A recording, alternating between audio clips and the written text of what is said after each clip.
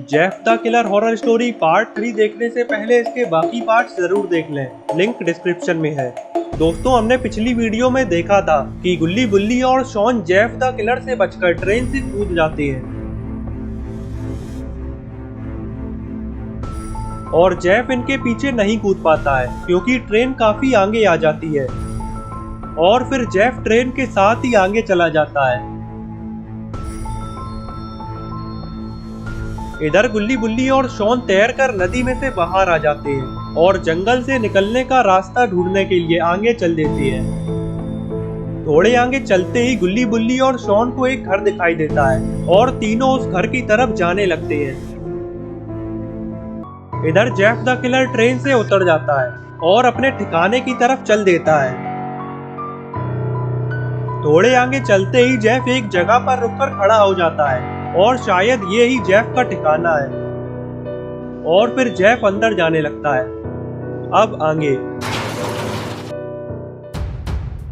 Jeff shutter खोलता है तो देखता है कि यहाँ पर जेसन बैठा हुआ है और बैठे बैठे जेसन अपने पुराने दिनों को याद कर रहा है जब गुल्ली बुल्ली ने जेसन को बाबा से बहुत पिटवाया था।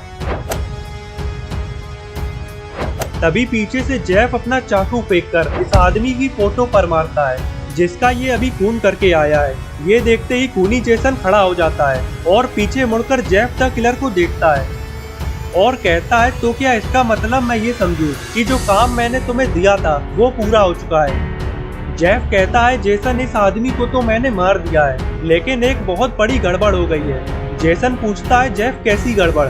मैं तो समझता था कि तुम अपना काम बहुत सफाई से करते हो, तो क्या अब तुमसे भी गलतियां होने लगी हैं? जेफ कहता है, और नहीं तो क्या जेसन, क्या गलतियां करने का ठेका सिर्फ तुमने ही ले रखा है? ये सुनते ही जेसन भड़क जाता है और जेफ से कहता है, जेफ अपनी हद पार मत करो और अब ये बताओ कि गड़बड़ क्या है। जेसन के पूछने पर जेफ बताता है कि मुझे खून करते हुए कुछ लोगों ने देख लिया है और वो वही लोग हैं जिनकी तस्वीर तुम पीछे लगाए हुए हो।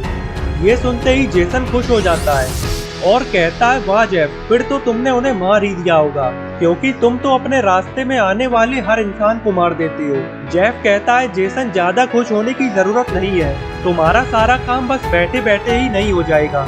बुरी खबर तो ये है कि वो तीनों मेरे हाथ से निकल गए हैं। ये सुनते ही जेसन को बहुत गुस्सा आ जाता है और जेसन फौरन अपना कुल्हाड़ा उठा लेता है और सोफे पर लात मारकर सोफा पलट देता है। ये देखकर जेफ द किलर जेसन से कहता है, जेसन अपना गुस्सा कहीं और जाकर निकालो, ये सामान तुम्हारे बाप का नहीं है, ये सब मैंने बहुत मेहनत से लूटा है। जेफ की इस बात पर जेसन जेफ से कहता है, जेफ अब तुम ज्यादा बोल रहे हो, कहीं ऐसा ना हो कि मेरा कुल्हाड़ा अभी तुम्हारे ऊपर ही चल जाए। तभी जेफ द किलर जोर जोर से हंसने लगता है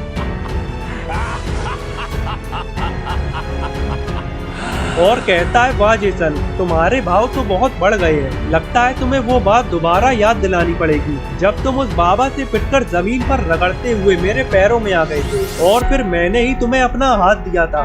ये सुनकर जेसन को वो बात याद आ जाती है जब वो बाबा से पिटकर जमीन से उठ भी नहीं पा रहा था और रगड़ते हुए आगे चला जा रहा था। और तभी उसे जेफ द किलर मिला और जेफ जेसन को अपने साथ ले गया।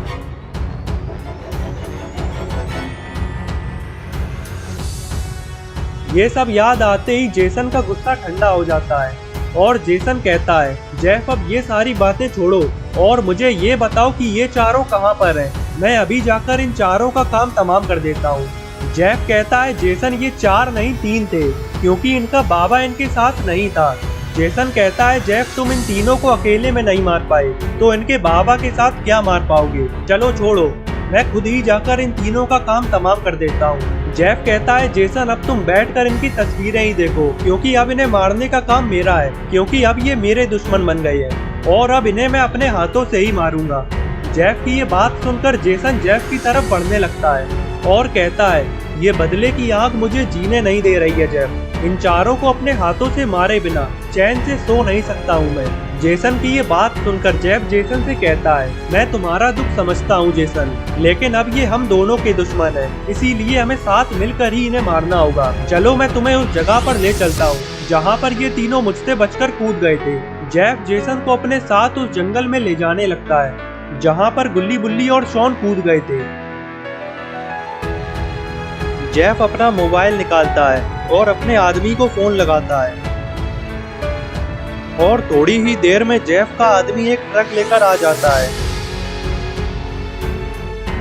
और इसी ट्रक पर बैठकर जेफ और जेसन रवाना हो जाते हैं। इधर घर का मालिक गुल्ली बुल्ली और शॉन को लेकर अंदर आ जाता है और कहता है कि तुम तीनों यहाँ पर रुक सकते हो और अगर कुछ चाहिए हो तो मुझे बुला लेना, मैं बाहर अपना काम कर रहा हूँ। इतना कहते ही घर का मालिक बाहर चला जाता है और गुल्ली बुल्ली और शॉन यहीं पर ही बैठ जाते हैं। इधर जेफ और जेसन इस जंगल में पहुंच जाते हैं और जेफ ट्रक को चलाता हुआ नदी के पास ले आता है और जेफ जेसन को बताता है, जेसन वो ब्रिज देख रहे हो, वो तीनों उसी ब्रिज से इस नदी में कूद गए थे। जेसन कहता है, जेफ इतने बड़े जंगल में वो तीनों पैदल कहीं नहीं जा पाएंगे, चलो पूरे जंगल में उन्हें ढूंढते हैं, कहीं ना कहीं तो वो तीनों मिल ही जाएंगे। जेसन की बात सुनकर जेफ ट्रक को आगे ले जाने लगता है। थोड़े आगे चलते ही जेसन को वो घर दिखाई देता है। जेसन जेफ को बताता है और जेफ से उस घर के पास चलने को कहता है। जेसन की बात सुनकर जेफ फौरन ट्रक मोड़कर उस घर की तरफ ले जाने लगता है। इधर घर का मालिक अपना काम कर रहा था, तभी इसे पीछे से ट्रक आने की आवाज लगती है और ये फौरन पीछे मुड़कर देखता है। जेसन के हाथ में कुल्हाड़ा देखकर घर का मालिक बहुत डर जाता है और ये फौरन घर के अंदर की तरफ भागता है, लेकिन तभी जेसन अपना कुल्हाड़ा फेंक कर घर के दरवाजे पर मार देता है और चिल्लाकर इस घर के मालिक से कहता है, अगर एक कदम भी आगे बढ़ाया तो तुम अपनी जान से हाथ धो बैठोगे। जेसन की इस धमकी से घर का मालिक डर जाता है और पीछे मुड़कर जेफ और जेसन की तरफ देखने लगता है। अंदर गुल्ली बुल्ली और शॉन आराम से लेटे हुए थे, लेकिन बाहर इतनी हलचल सुनकर बुल्ली गुल्ली से कहता है, गुल्ली जरा खिड़की से बाहर देखो, आखिर बाहर कौन आया है। गुल्ली खिड़की के पास जाता है और खिड़की से बाहर देखने लगता है। जैसे ही गुल्ली बाहर जेफ और जेसन को देखता है, गुल्ली के तो होश उड़ जाते हैं। गुल्ली जल्दी से बुल्ली और शॉन को बताता है कि बाहर वो किलर आ गया है और वो अपने साथ खूनी जेसन को भी लाया है। खूनी जेसन का नाम सुनकर बुल्ली गुल्ली से कहता है, गुल्ली खूनी जेसन तो बाबा के हाथों मारा गया था, फिर आखिर वो कैसे आ सकता है। गुल्ली कहता है, बुल्ली ये सब मैं नहीं जानता, बाहर वो किलर और खूनी जेसन दोनों आ चुकी हैं और मुझे तो ऐसा लगता है कि ये दोनों मिले हुए हैं। इधर जेफ और जेसन इस आदमी के पास आ जाते हैं और जेफ इससे कहता है कि तुम्हें हमसे डरने की कोई जरूरत नहीं, क्योंकि हम तुम्हें मारने नहीं आए हैं। तभी घर का मालिक कहता है कि फिर आखिर तुम लोगों को मुझसे क्या चाहिए, मेरे पास तुम्हें देने के लिए कुछ नहीं है। तभी जेसन कहता है कि हमें तुमसे कुछ नहीं चाहिए, बस तुम हमें इतना बता दो कि क्या तुमने इस जंगल में 3 लोगों को देखा है, और याद रखना अगर झूठ बोला तो छोड़ूंगा नहीं। जेसन की ये बात सुनकर घर का मालिक ये समझ जाता है कि जेफ और जेसन गुल्ली बुल्ली और शॉन को ही ढूंढ रहे हैं, तो ये जेफ और जेसन से झूठ बोल देता है कि मैंने 3 लोगों को कहीं नहीं देखा, मैं कब से यहीं पर काम कर रहा हूँ, लेकिन मुझे कोई नहीं दिखा और अब तुम लोग यहाँ से जा सकते हो क्योंकि वो तीनों यहाँ पर नहीं है। तभी जेसन जेफ की तरफ देखता है और जेफ जेसन से कहता है, जेसन मुझे इसकी बातों पर यकीन नहीं है, तुम अंदर जाकर अच्छे से देख कर आओ और अगर वो तीनों अंदर हुए तो ये मेरे हाथों से नहीं बचेगा।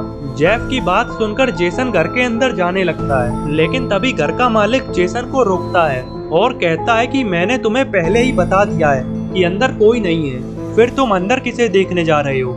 लेकिन जेसन इसकी एक नहीं सुनता और घर के अंदर चला जाता है। तो दोस्तों अब क्या होगा गुल्ली बुल्ली और शॉन का? क्या गुल्ली बुल्ली और शॉन जेसन से बच पाएंगे या फिर ये जेसन के हाथों पकड़े जाएंगे? ये सब हम जानेंगे अगली वीडियो में। तो अगली वीडियो देखने के लिए चैनल को सब्सक्राइब कर लेना और बेल आइकन को भी दबा देना ताकि वीडियो अपलोड होते ही नोटिफिकेशन मिल जाए।